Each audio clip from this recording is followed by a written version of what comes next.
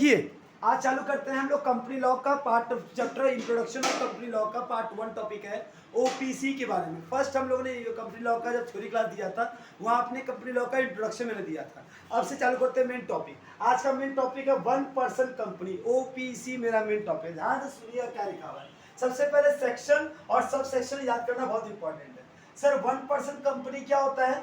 1 person company वो company होता है जिसका इसमें एक मेंबर खाली होता है, एक मेंबर ही ओनर होता है। सही। इनकॉर्पोरेशन कैसे होता है?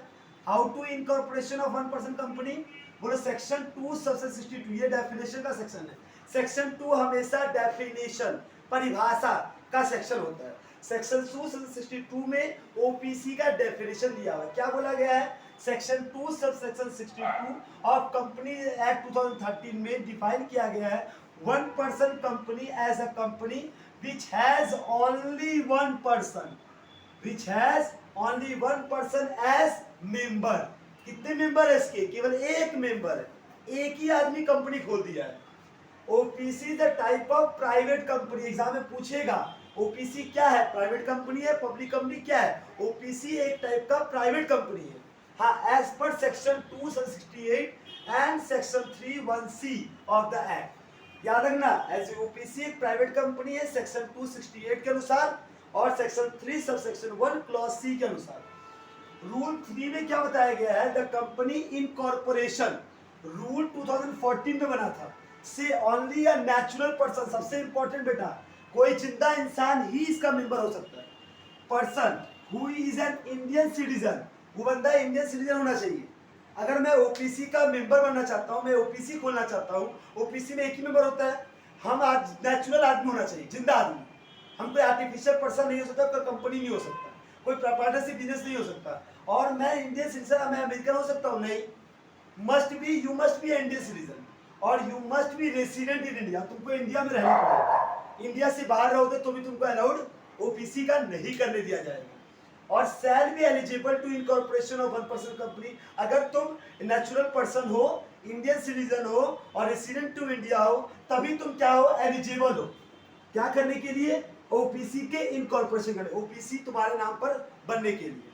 और शैल बी नॉमिनी और for the sole member of the 1 person. और अगर तुम नॉमिनी बनना चाहती हो, कि नॉमिनी का मतलब सर ओपीसी में हूं, मेरे मरने के बाद हाँ ये ओपीसी किसका हो जाएगा? एक आदमी का नाम देना पड़ेगा।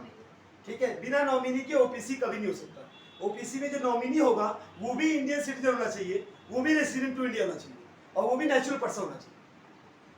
वो कोई और होगा तो नहीं चल सकता। इसमें कोई दिक्कत है तो बोलिए। बड़ा मैंने ध्यान से प्यार से क्या बताया, इससे रिलेटेड आपको मिनिमम 2 MCQ, मैक्सिमम 4 MCQ जरूर मिलेगा।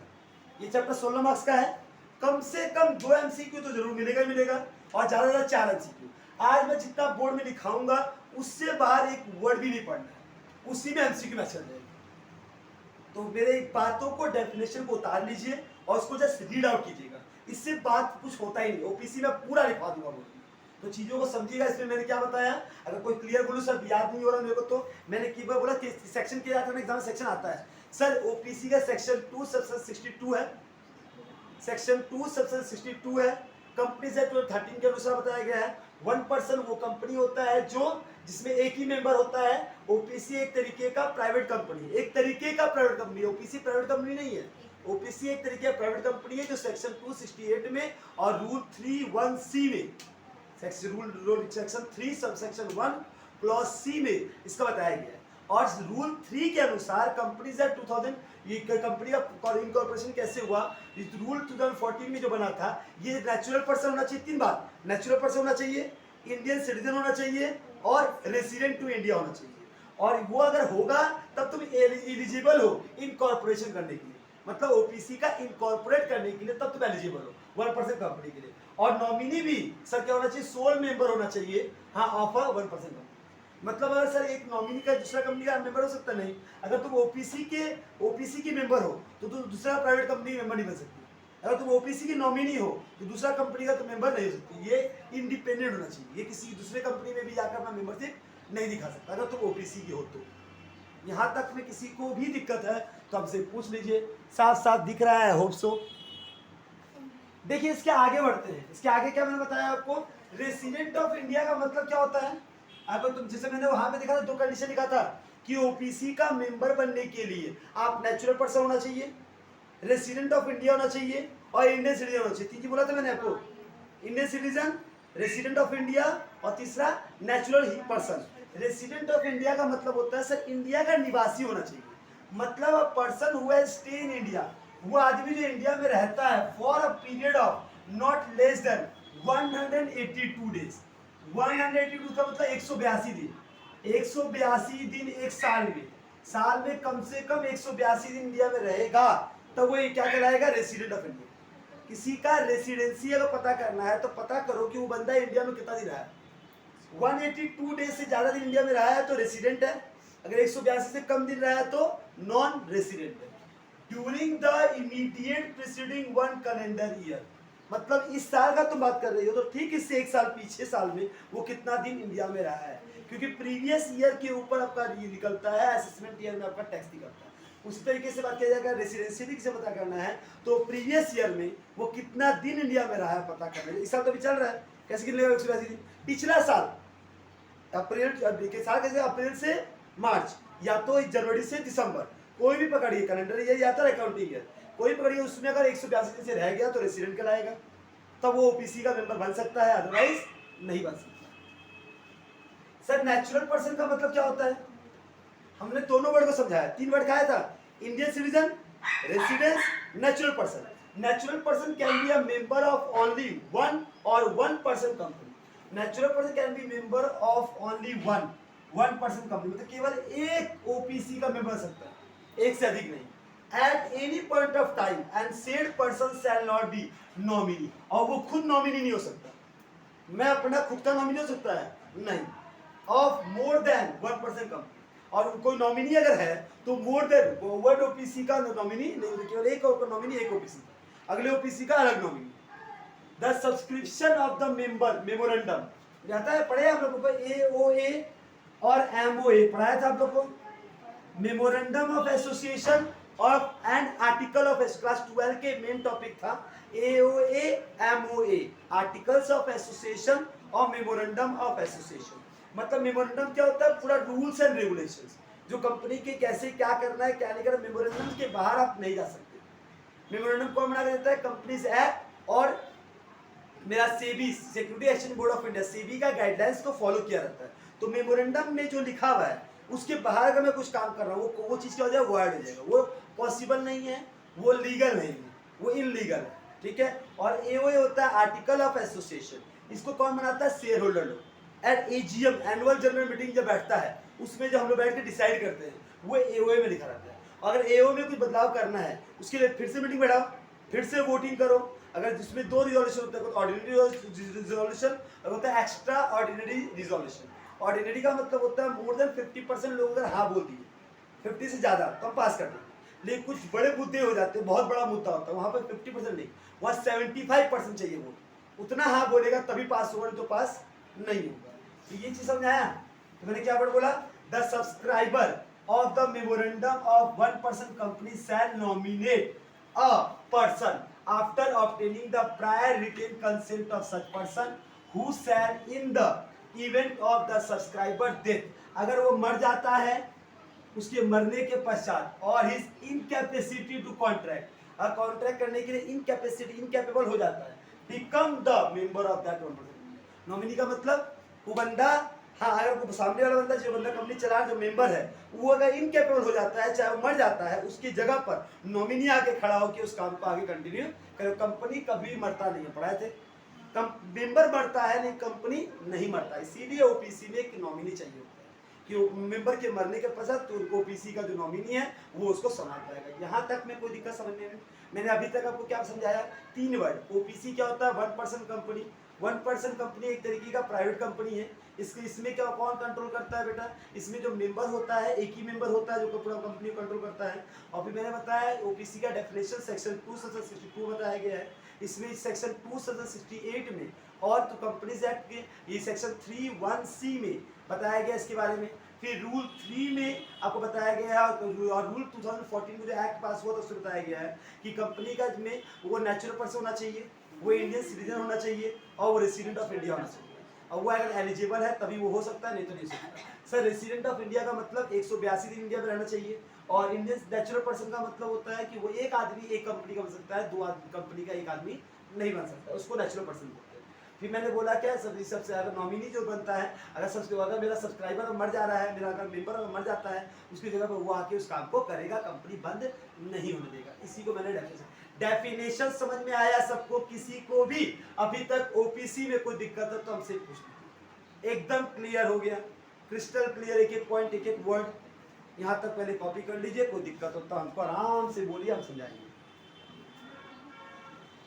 देखिए उसके आगे का टॉपिक ये रहा, the name of the person nominated shall be mention in the memorandum of one person company. जो नेम दिया गया है ऑफ द पर्सन नॉमिनेटेड, जिसको नॉमिनेट किया गया है कि तुम ओपीसी का मेंबर बन सकता है, तुम ओपीसी का मेंबर है, जिसको नॉमिनेशन दिया गया है ओपीसी का मेंबर का, the name of the person nominated shall be mention, ये लिखा होना चाहिए मेमोरेंडम में। And such nomination form number very important है, form number INC 32, INC 32 form number में मेमोरेंडम में उसको लिखा होना चाहिए कि ये पर्सन नॉमिनेटेड हुआ है किसके लिए, मेंबर के लिए।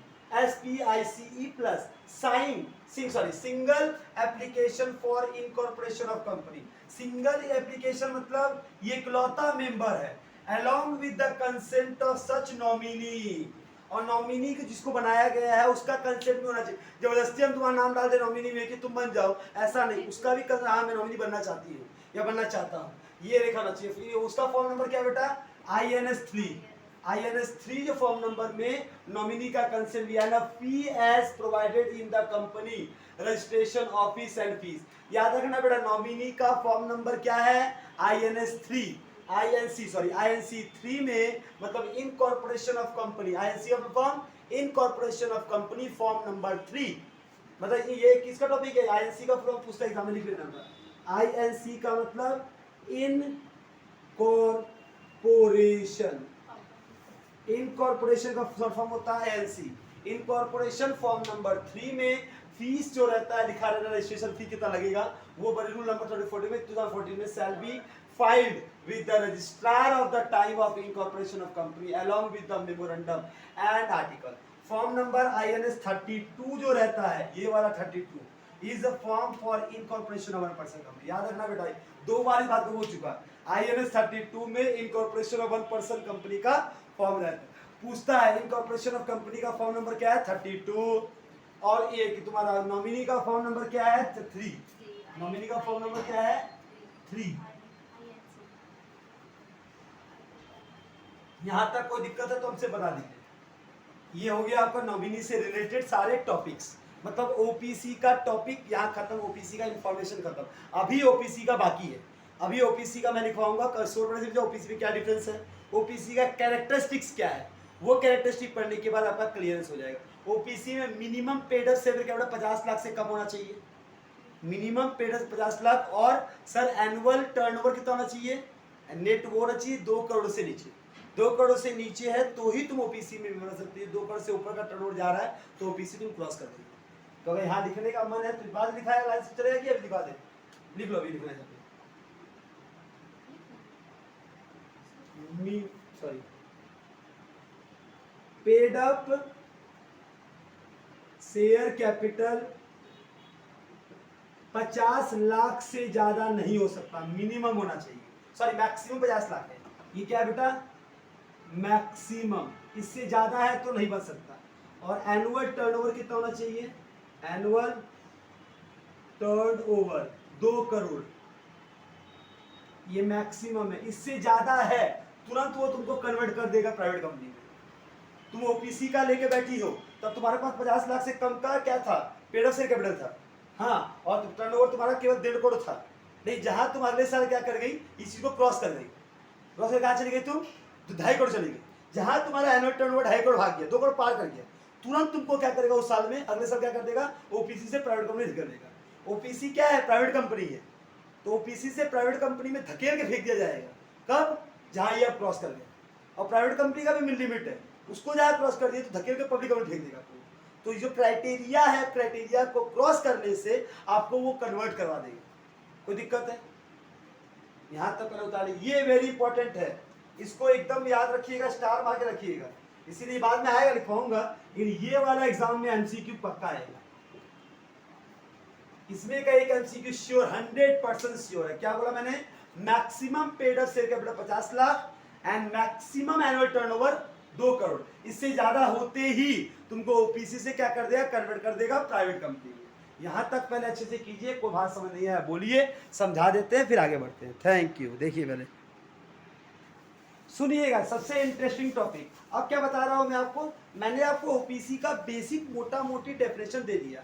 अब बोल रहा है अंतर क्या है सर सोल प्रोप्राइटरशिप बिजनेस का? यहाँ सर ओपीसी में भी एक ही मेंबर है, सोल प्रोप्राइटर का मतलब एक ही प्रोप्राइटर होता है, दोनों में अंतर तो क्या है? सुनिए, सबसे इंपॉर्टेंट एग्जाम में आता है। And one person company is different from a sole proprietorship because it is a separate legal entity. हाँ सर, सोल प्रोप्राइटर में सेपरेट लीगल एंटिटी नहीं होता। मालिक कुछ कंपनी में कुछ भी गड़बड़ हुआ, मालिक का कॉल पड़े जेब डालेगा। ओपीसी के केस में मालिक और बिजनेस दोनों अलग है। इसमें सेपरेट लीगल एंटिटी किसमें है बेटा? ये सेपरेट लीगल एंटिटी ओपीसी में है। ये एंटिटी, ये फायदा प्रोप्राइटर को नहीं मिल पाता। That distinguish between the promoter, promoter मतलब मालिक, owner, and the company. Company और प्रमोटर को क्या करता है? अलग करता है ओपीसी। सब प्रमोटर्स का जो लाइबिलिटी होता है ना, is are limited in OPC. OPC में लाइबिलिटी भी लिमिटेड है, किसको कितना रुपया तक कंपनी को देना है, उससे ज्यादा इसको देने की दरकार नहीं है। In the event of default और लीगल इश्यूज, कोई भी लीगल इश्यू होता है, कंपनी डूब जाती है, तो भी ये अपना लाइबिलिटी लिमिटेड है। On the other hand, sole proprietorship business, the liability is not restricted and the extent to the individual and his or her entire assets would be liable to repay the debt of but due to the sole proprietorship business, like unlike OPC। इसको अपना घर का पूरा asset बेचना पड़ जाएगा, हाँ, इसको अपना लाइबिलिटी चुकाने के लिए, इसको सोल प्रोप्राइटरशिप बिजनेस को। लेकिन ओपीसी को ऐसा नहीं करना पड़ेगा। इसलिए लोग क्या चाहता है कि हम ओपीसी बना रहे हैं। सबसे बड़ा मुद्दा तो ये था, लाइबिलिटी। ओपीसी में लोग क्यों भागता है कि लाइबिलिटी लिमिटेड है और इसमें लाइबिलिटी लिमिटेड नहीं है। यहां तक आप समझ आया कि ओपीसी क्यों लोग मांगते हैं? ये ओपीसी का मतलब है। एकदम अच्छे से पहले कॉपी कर लो इसको, फिर इसके आगे हम बढ़ते हैं नेक्स्ट टॉपिक में। देखिए, बोला position of OPC in Indian under the companies act में। ध्यान से सुना, वेरी इंपॉर्टेंट टॉपिक है। पोजीशन ऑफ ओपीसी का क्या है? 1% कंपनी का position in India under companies act. The Companies Act of 13 classify company on the basis of their number of member. It is 1% company। पर एक 1% कंपनी होता है, एक प्राइवेट कंपनी होता है, एक पब्लिक कंपनी होता है। सर ओपीसी में एक मेंबर है, प्राइवेट कंपनी में कम से कम 2 मेंबर, मिनिमम 2 मेंबर, और मैक्सिमम सर मैक्सिमम 200 मेंबर। कितना? 200 मेंबर। पब्लिक लिमिटेड कंपनी में मिनिमम 7 मेंबर और मैक्सिमम अनलिमिटेड। मिनिमम 7 और maximum unlimited as stated above. Private company required a minimum of 2 member. In other word, a person company is a kind of private company having only 1 member। वही लिखा हुआ है ना, private company में कम से कम 2 member होता है, और अ पर्सन कंपनी में 1% कंपनी में प्राइवेट कंपनी है जिसमें 1 मेंबर होता है। कोई दिक्कत है? यहां तक का टॉपिक समझ आया? सिंपल क्वेश्चन बताया गया है कि 3 तरीके का कंपनी होता है, 1% company, private company, public company. 1% company में मिनिमम 1 मेंबर होता है, और प्राइवेट कंपनी मिनिमम 2 मैक्सिमम 200, और प्राइवेट पब्लिक कंपनी में मिनिमम 7 मैक्सिमम अनलिमिटेड। क्लियर? यहां तक का टॉपिक देख लीजिए, कोई दिक्कत तो हमसे पूछिए, इसके बाद आगे कंसीडर करते हैं।